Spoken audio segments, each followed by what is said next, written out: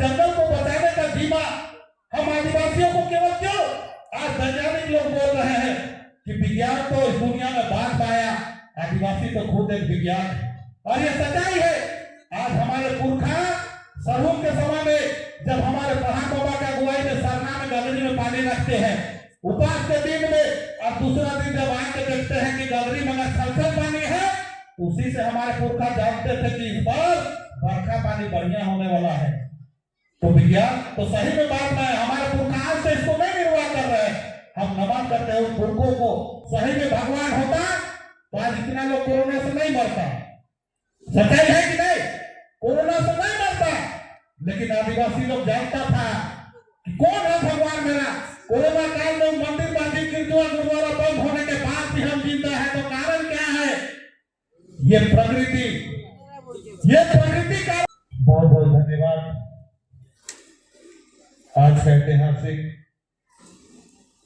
सरना प्रार्थना सभा सचोना घरिया पाही के आयोजन के संचालक महोदय श्रीमान विनोद उराव जी, और इस अवसर पे आदरणीय गांव के महतो पहान कोटवार परिभोरा पूजा, और विशेषकर इस आयोजन को सफल बनाने के लिए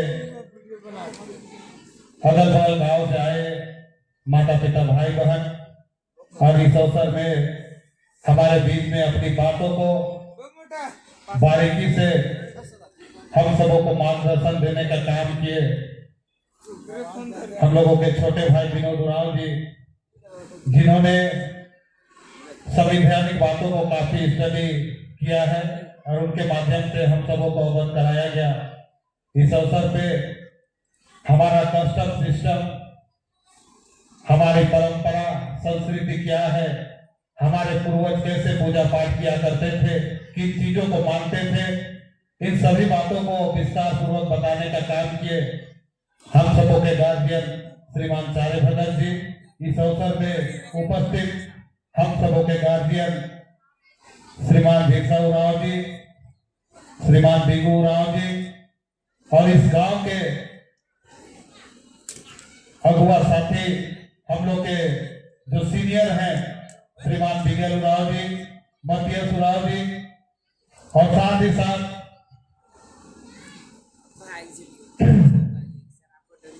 बारापड़ा समन्वय समिति के पदाधिकारी भाई सधन उराव जी, और मांझी क्षेत्र से भाई महावीर उराव जी, रामगढ़ जिला से भाई निखिल उराव जी, और हम सबों के साथ में उपस्थित जो शुरू से सरना रतन दादा वीरेंद्र भगत के साथ में सारथी के रूप में चलने वाले भाई सोमनाथ उराव जी, हम लोगों की राष्ट्रीय प्रचारिका बहन नमिता उराव, संगीता कच्छप, दीदी अनीता उराव, बिमला उराव, सुखमनी उराव, संध्या उराव, और इस अवसर में जितने भी नौजवान साथी, हमारे समाज के संरक्षक, सलाहकार और सभी बुद्धिजीवी माता पिता भाई बहन, आप सबों को सरना आदिवासी समाज की ओर से जगह जमा जय धर्मेश। मैं अपने आप को सबसे पहले आज भाग्यशाली महसूस करता हूँ कि जगहों पे मुझे आने का मौका मिलता है, और ऐसे जगह में आके मैं कुछ सीखने का प्रयास करता हूँ। और निश्चित रूप से कोई भी बच्चा अगर जन्म लेता है तो शुरू से वो कई बातों को नहीं जानता है, लेकिन जब उसे एक माहौल मिलता है, जैसे एक परिवार का, एक माता पिता का, बढ़ते बढ़ते एक एजुकेशन के क्षेत्र में एक स्कूल का, उसको जब माध्यम मिलता है तो वहां से कई चीजों को सीखने का काम करता है।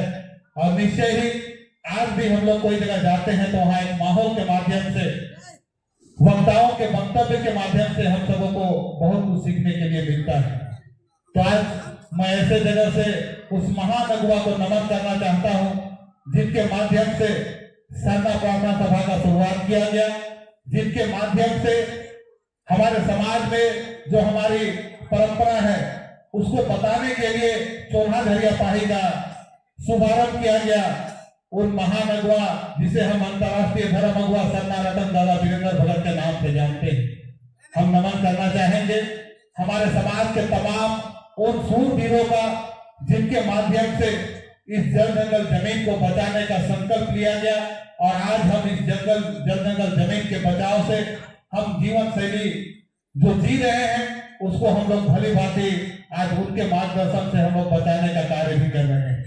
तो निश्चित रूप से आदिवासी समाज का एक इतना बड़ा दायित्व है जिसे हम भली भांति इसको कैसे हम निर्वाह करेंगे, कैसे इसको आगे ले जाएंगे, इसके लिए हम लोग सीखते सीखते आगे बढ़ाने का प्रयास कर रहे हैं।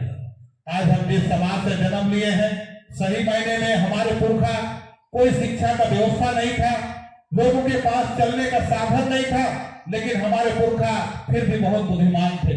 उन पुरखों के द्वारा इतनी सुंदर आज हम सबों के बीच में व्यवस्था बना के दी गई है। जैसे आज हम लोग जिस जगह में खड़ा है वो हम लोग का सरना स्थल है। हमारे पुरखा जब गांव को बसाए तो गांव बसाने के बाद में लोगों ने काफी चिंतन मंथन किया। अगर ये इचापीरी गांव एक भूयर गांव होगा तो हम सभी लोग जानते हैं कि इस गांव में भूयरी जमीन एकड़ों एकड़ में होगा और वो भूयर के नाम से सर्वे के बाद में खतियान बना और खतियान में भूयर का नाम बकास भूयरी के नाम से चढ़ा है। और उस भूयर के आने के बाद में जब गांव बसा और गांव बसने के बाद में लोग चिंतन मंथन किए कि हम लोग पूजा पाठ करते हैं तो पूजा पाठ का व्यवस्था को कैसे संचालित करेंगे। उस समय हमारे पुरखों ने उस व्यवस्था को चलाने के लिए पहाड़ का व्यवस्था बनाया और साथ ही साथ उस समय में पहाड़ का व्यवस्था बनाने के बाद में देखा कि हम लोग कोई भी मीटिंग करते हैं, बैठक करते हैं, तो उस बैठक में लोगों को हम लोग कैसे बुलाएंगे। दूर दूर में घर हुआ करता था, लेकिन हमारे पुरखा बुद्धिमान थे। वो लोग गांव में हकुआ लगाने के लिए कोटवार का व्यवस्था बनाए, जिसके माध्यम से गांव में हकुआ लगाया जाता था। जैसे अभी सरहुल आ रहा है तो सरहुल का बैठक के लिए हकुआ लगाएगा कि सरहुल का बैठक है और बैठक होने के बाद में ये बात को बताएगा कि सरहुल चैत्र माह का द्वितीया में उपास है, तृतीया में पूजा है, चतुर्थी में फूलकोशी होगा। इस बात को कोटवार के माध्यम से बताया जाता था। तो ये व्यवस्था हमारे पुरखों ने बनाया। साथ ही साथ पहाड़ का सहयोगी जिसको हम लोग पैंघोड़ा के नाम से जानते हैं, पैंघोड़ा का व्यवस्था को भी बनाया और व्यवस्था को चलाने के लिए हमारे पुरखा क्या करते थे, कोई तनख्वाह तो नहीं देते थे। उस समय में सभी क्षेत्रों में जंगल झाड़ हुआ करता था और उस जंगल झाड़ को काट के जिस तरह गांव में जो पहला व्यक्ति आया था जिसे हम गांव का फाउंडर मेंबर के नाम से जानते हैं, गांव का भूमियर के नाम से, वैसा ही जंगल झाड़ को काट के हमारे पुरखा खेती लायक जमीन बनाए और उस जमीन को उस पहाड़ कोटवार और पैंघोड़ा को दिए, जिससे व्यवस्था को हम लोग संचालित करते हैं। और साथ ही साथ पुरखों ने एक नियम भी बनाया जो आज भी हर गांव का विलेज नोट रिकॉर्ड रूम में है, उसको निकालने से पता चलेगा कि कौन गांव का व्यवस्था कैसे चलता है।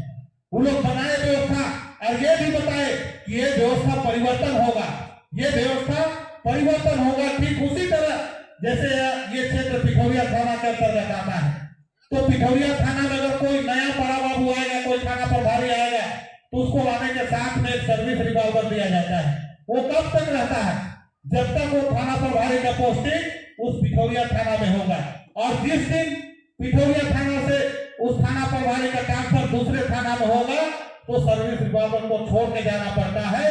इस तरह का व्यवस्था हमारे पुरखों ने बनाया कि पहाड़ का व्यवस्था जैसे इचापरी गांव में है तो यहाँ पहाड़ का व्यवस्था को हो सकता है 1 साल में बदलते हैं, चाहे 2 साल में, 3 साल में बदलते हैं। ऐसा हर गांव में अलग अलग नियम है जो आज भी विलेज नोट में लिखा हुआ है। तो ये जो जमीन है, जो जमीन दिया गया उन लोगों को, ये सर्विस लैंड है, मतलब सेवा देने के बदले उसको दिया गया। जब तक आप इस पद में रहोगे तब तक इस जमीन से आप इस जमीन का उपभोग कर पाओगे। तो ऐसा पुरखा हमारा नियम बना के गया और आज जिसे हम पीढ़ी दर पीढ़ी संचालित करने का काम कर रहे हैं। आज विनोद बाबू बहुत अच्छा बात को बता रहे थे और आज हम लोग धार्मिक क्षेत्र में निश्चित रूप से बहुत आगे बढ़े हैं। लेकिन मैं कहना चाहूंगा और ये बात सच्चाई भी है कि जो समाज का धार्मिक व्यवस्था मजबूत है वो समाज एकजुट है और वो हर लड़ाई को लड़ने के लिए सक्षम आगे बढ़ रहा है। लेकिन ये बात भी सच्चाई है कि सिर्फ हम धर्म के नाम से बच नहीं सकते। आज हमें मूल समस्या की लड़ाई लड़नी होगी। आज हम लोग के समय में जब धर्म कोड की हम लोग लड़ाई लड़ रहे हैं तो धर्म कोड का हम लोग को क्या जरूरत था? नहीं जरूरत था।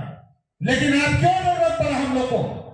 ये भारत देश जो यहाँ का जो सुप्रीम कोर्ट है उसने भी कहा है कि इस देश का पहला नागरिक आदिवासी है, यहाँ का मूल निवासी आदिवासी है।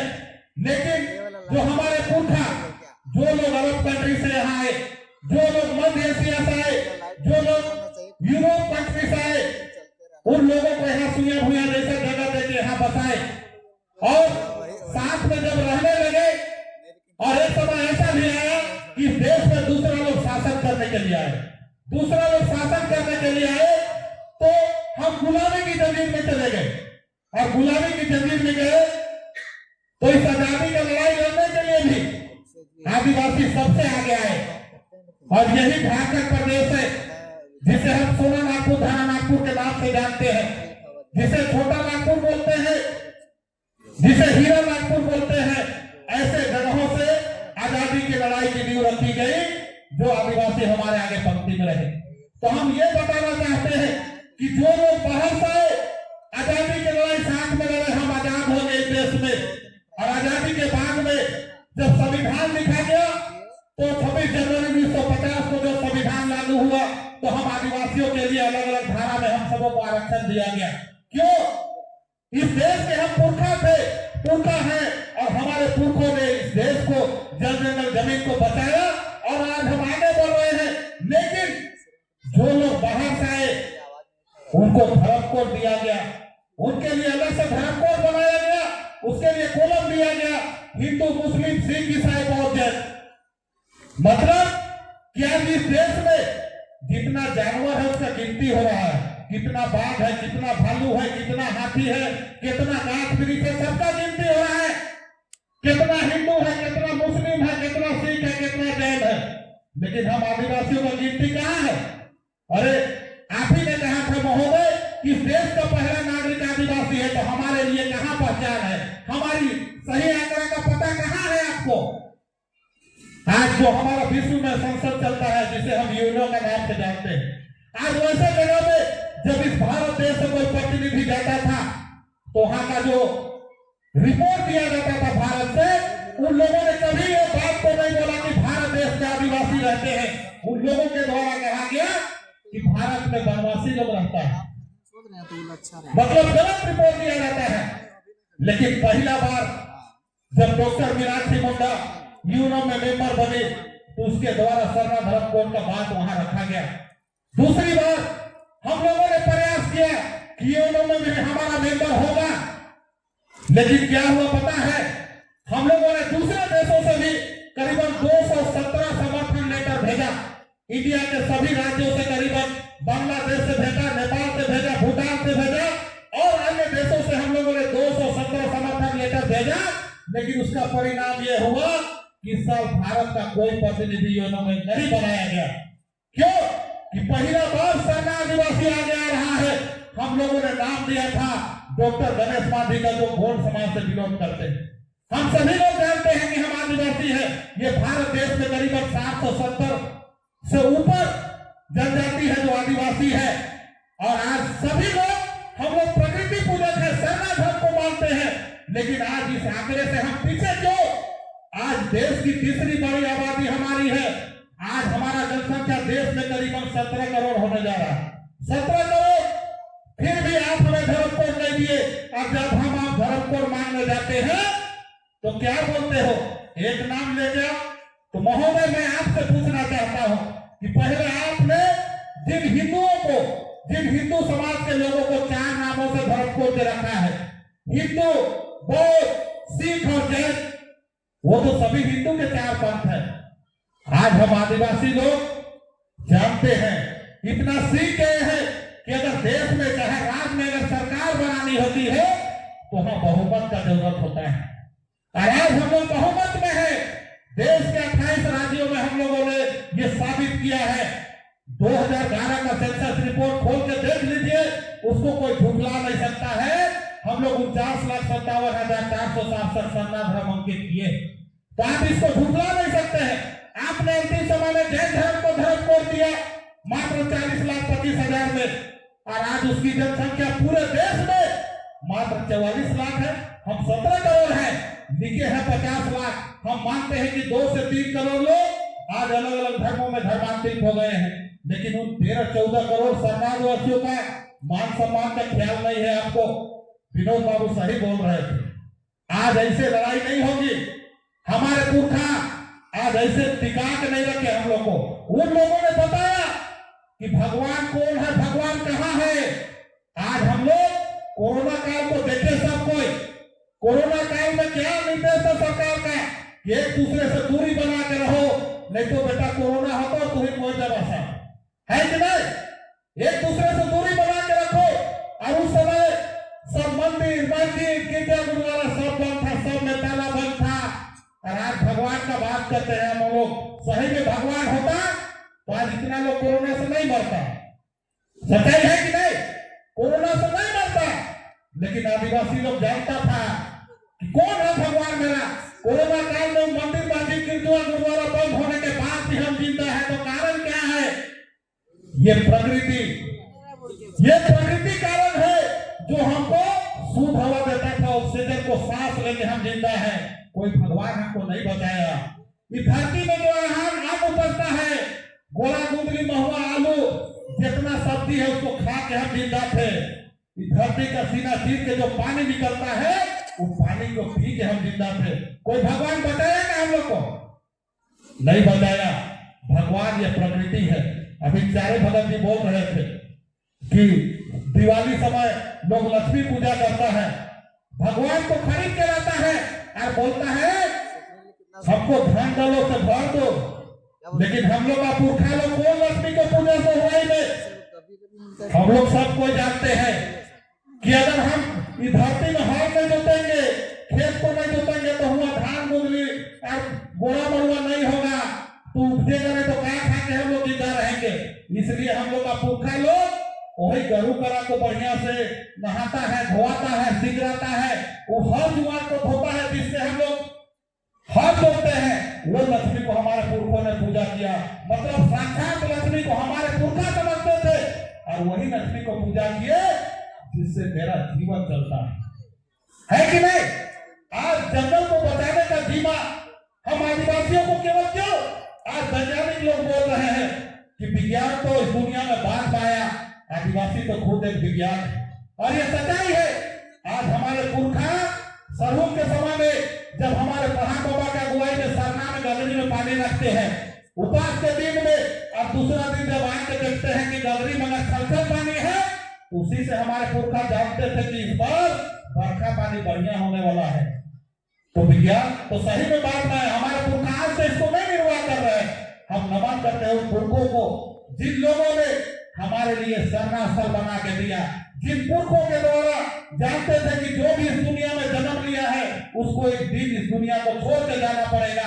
वो पुरखों के द्वारा हमें मसला बना के दिया है। हमारे पुरखों ने बैठकी सैठकी करने के लिए हमें अखड़ा बना के दिया है। और कई तरह का हमारा पारंपरिक व्यवस्था का जमीन है, सरना मसना हरगरी डाली लतारी भूखेता करीबन जो 7 मीटर का जो पारंपरिक व्यवस्था का जमीन है वो हमारे पुरखों ने व्यवस्था बना के दिया है। एक समय सर्वे हुआ तो सर्वे में कुछ गांवों में पहाड़ का नाम से खतियान का नाम चढ़ गया। वहां लोग पूछने आया सर्वे करने वाला इस जमीन में कौन खेती करता है। जो पहले जमीन था तो वहां नाम चढ़ा दिया, कहीं कोटवार का चढ़ गया, तो आज लोग अपने आप को मालिक समझता है। मालिक नहीं है वो, उस जमीन का मालिक पूरा गांव वाला है जिन लोगों ने व्यवस्था को बनाया है। वो जो पहाड़ है तो सिर्फ वो व्यवस्था के चलाने के लिए एक पारंपरिक पद है, इसको हमको समझना पड़ेगा। आज जिसके चलते विनोद बाबू बता रहे थे कि यहाँ जमीन को बेचने आया था, कैसे बेचोगे यार तुम उस जमीन को? उस जमीन को तेरा ट्रांसफर नहीं होगा, कहां से बेचोगे तुम उस जमीन को? आज भूयरी जमीन के नाम से सादा पट्टा के नाम से खेल हो रहा है, सादा पट्टा के नाम से। तो हम लोग भूयरी जमीन को पहले जानेंगे कि भूयरी जमीन जो गांव का भूयर था वो बसाता था गांव में और खुद रसीद करता था। उस जमीन को सरकार के दायरे से बाहर रखा गया है, चाहे पहने जमीन हो, कोटवारी हो, भूयरी हो, भूखेता हो, सब सरकार के दायरे से बाहर है। वो गांव का व्यवस्था का जमीन है, इसको समझना पड़ेगा। नहीं तो फिर हमारे पुरखा कोई पैसा नहीं देते थे कोई तनख्वाह नहीं देते थे। यही जमीन जो सर्विस लैंड था, इसी से इन व्यवस्थाओं को चलाया जाता था। हम नमन करते हैं पुरखों को, जिन्होंने उस समय में एक न्यायालय, एक सशक्त माध्यम हम लोगों को बना के दिया, जिसे हम लोग पढ़ा व्यवस्था के नाम से जानते हैं। आज हम लोग 12 पढ़ा क्षेत्र में उपस्थित है। हम लोग जानते हैं हमारे पुरखा इस पढ़ा के माध्यम से, चाहे 5 पढ़ा हो, 7 पढ़ा हो, 12 पढ़ा हो, 22 पढ़ा हो, इन पढ़ा के माध्यम से तमाम तरह का व्यवस्था को संचालित करते थे। और आज हम लोग देखते हैं कि जब देश आजादी के बाद में civil court, high court, supreme court बना, आज उस केस में लोग फंस के कोई जिंदगी उनका गुजर जाता है, मौत हो जाती है, लेकिन केस खत्म नहीं होता है। लेकिन हमारे पुरखा जो पढ़ा व्यवस्था को बनाए, वहां से मुश्किल मुझे लगता है कितना बड़ा केस होगा तो मुश्किल से महीना जाएगा, उससे ज्यादा केस नहीं जाता है। और ये पढ़ा व्यवस्था से केस का निपटारा होता है। तो पुरखा हमारे बुद्धिमान थे। बहुत लोग बोलते हैं कि आदिवासियों का कोई लिखा हुआ कस्टम सिस्टम नहीं है। सही बात है, लिखा हुआ कस्टम सिस्टम नहीं है, लेकिन आज जानते हैं ना, न्यायालय जान रहा है ना, आज हमारे लोग पढ़े लिखे, इस समय में पढ़े लिखे लोग, बुद्धिमान लोग जाते हैं तलाक कर दी देने न्यायालय में, सिविल कोर्ट में, और सिविल कोर्ट में जब बोलता है कि इसका फैसला यहाँ नहीं होगा, इसका फैसला पढ़ा के माध्यम से होगा, ग्राम सभा के माध्यम से होगा, फिर हाई कोर्ट जाते हैं, वहां भी वही बात बोलता है, फिर सुप्रीम कोर्ट जाते हैं, वहां भी वही बात बोलता है। तो आज लिखित नहीं होने के बाद में आदिवासी का व्यवस्था को मानना है कि नहीं? मान रहा है ना? चारे बाबा बता रहे थे, आज ग्रंथ की क्या बात करते हो? हमारे पुरखा जिस ग्रंथ को मानते हैं उसको सही माने में लिखा नहीं जा सकता है। कहाँ लिखेगा? उसको इतना कॉपी किताब नहीं मिलेगा, इसको उठा के नहीं ले जा सकते हैं। आज लोग किताब में लिखा हुआ चीज को झोला में डालता है, मेरा ग्रंथ बोल के ले जाता है। हम लोग झोला में डालने वाला हम लोग का ग्रंथ नहीं है। सही बात है, हम लोग का ग्रंथ इस अखड़ा में है, हम लोग का ग्रंथ इस भूपुरिया में है, इस नूरपुरिया में है, इस जोखेरपा में है, जहां हम लोग को ग्रंथ के बारे में बताया जाता है। तो आज हम लोग को समझना है कि हमारे पुरखा इतने बुद्धिमान थे, जो हम लोगों को इतना सुंदर व्यवस्था बना के दिए। आज जिसको हम लोग पीढ़ी दर पीढ़ी कैसे संचालित करें, इसका हम लोग प्रयास कर रहे हैं। ये अच्छी बात है कि आज हम लोग जगह जगह में जाते हैं, तो आज ग्रंथ मेरा नहीं है, लेकिन हम अपने छोटे बच्चों को वहां लेके जाए, ताकि वहां से वो सीखे, ताकि आने वाला जो एग्जाम होगा, वहां एग्जाम में मेरा बच्चा उसको लिख पाए। आज हम लोग को विकास की धारा में भी बढ़ना है। सही बात है, जानकारी नहीं होगा तो हम आगे नहीं बढ़ेंगे, लेकिन विकास का धारा में बढ़ने के लिए हमारे पुरखा जैसे झारखंड राज्य है, इसको लड़े, खून का बलिदान दिए, अपना कुर्बानी दिए, झारखंड राज्य को अलग किए।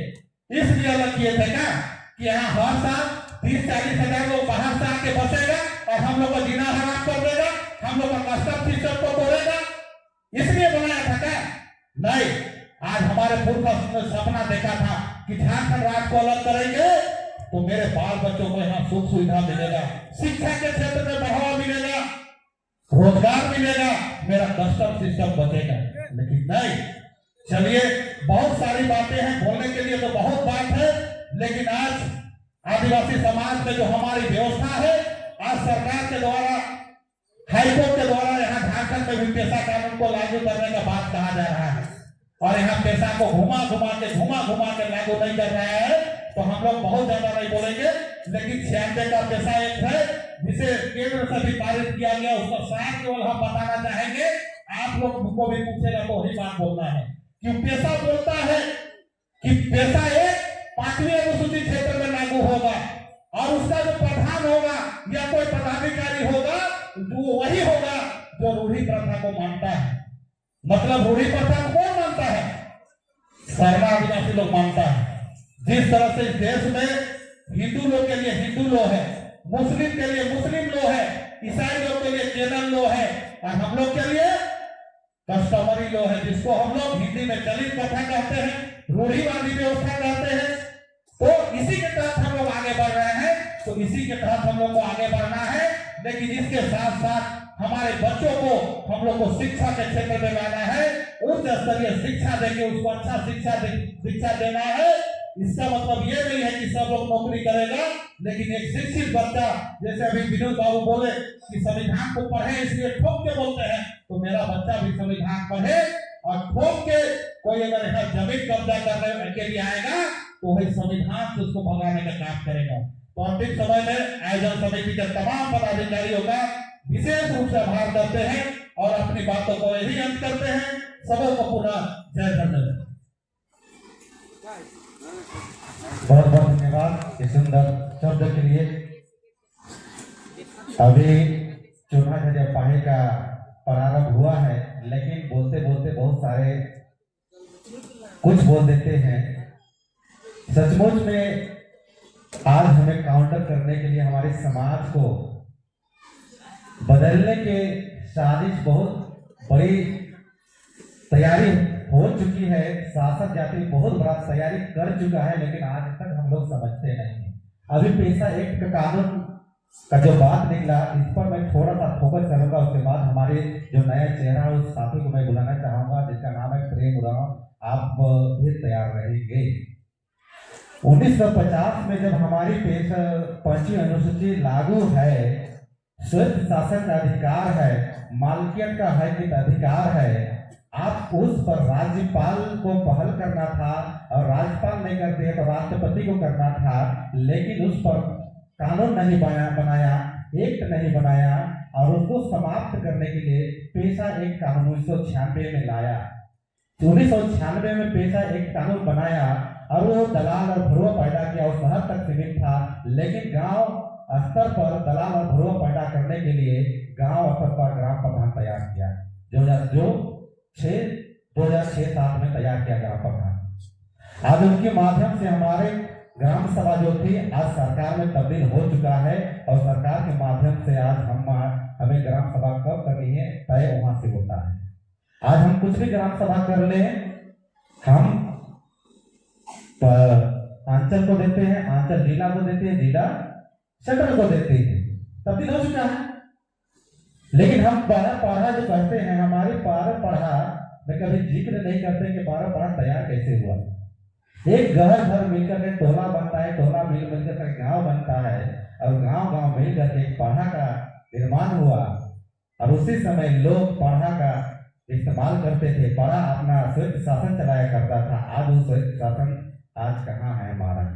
तो हमें काउंटर करने के लिए, हमारे समाज का दिशा दशा बदलने के लिए, समाप्त करने के लिए नए नए कानून बनते जा रहे हैं। कानून को हमें समझना पड़ेगा। तो चलिए ज्यादा बात नहीं करते हैं, हमारे नए साथी बहुत सारे लोग आए हुए हैं, दिन में नहीं आ पाए, अभी आए हैं, लेकिन मैं कुछ को मैं बुलाऊंगा जो नया चेहरा है और ज्यादा बात इससे ज्यादा रिक्वेस्ट भी करूंगा, ज्यादा बात ना करते हुए हमारी जो परंपरा जो बनी हुई है उस परंपरा के आधार पर जितने भी सिस्टम कस्टम है उसका जो इतिहास विरासत है उस पर ज्यादा फोकस करेंगे, वो भी संक्षेप में।